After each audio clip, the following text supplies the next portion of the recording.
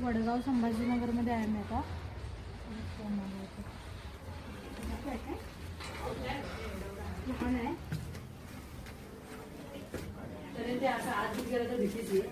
कुठे ह्याच्या खाली आहे?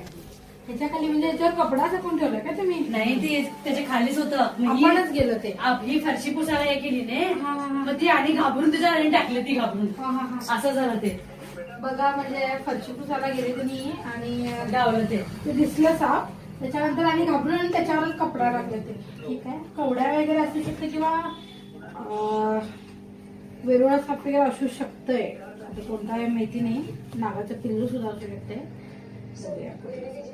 मोठी आहे काही नाही, पांजरचं आहे ते. ह्याच्यामध्ये गेलंय.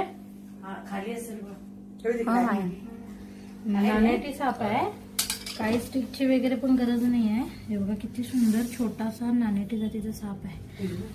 बॉक्स स्ट्रिप्ट किलबॅक याला म्हणतात. नानेटी जातीचा सर्वात म्हणजे छोटा साप आहे पण सर्वात सुंदर. आता हा तुम्हाला छोटं पिल्लू वगैरे वाटेल. हा अडल्ट साप आहे. कारण या जातीमध्ये सापाची जी साईज असते ती एवढीच असते. बघू शकता आता शी केला त्यांना. म्हणजे साप सुद्धा घाबरतात, घाबरून असं टॉयलेट वगैरे करतात. बॉक्स स्ट्रिप्ट किलबॅक नानेटी जातीचा साप आहे. इंग्लिशमध्ये त्याला बॉक्स स्ट्रिप्ट किलबॅक म्हणतात.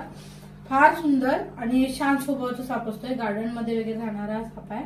कधी तुम्ही मारला असेल चुकून त्याला तर पश्चाताप होईल. एवढा शांत स्वभावाचा साप आहे हा. त्यामुळे याच्यापासून काहीही धोका नाही. आपल्या घराच्या आजूबाजूला वगैरे राहिला तर छोटी छोटी बेडकं वगैरे खायला असतात. त्यामुळे काही प्रॉब्लेम नाही. आणि सुंदर सुंदर डिझाईन असतात. बघू शकता अशा व्हरायटीज असतात त्याच्यामध्ये. आणि किती सुंदर याच्यावरती डिझाईन आहे बघू शकता.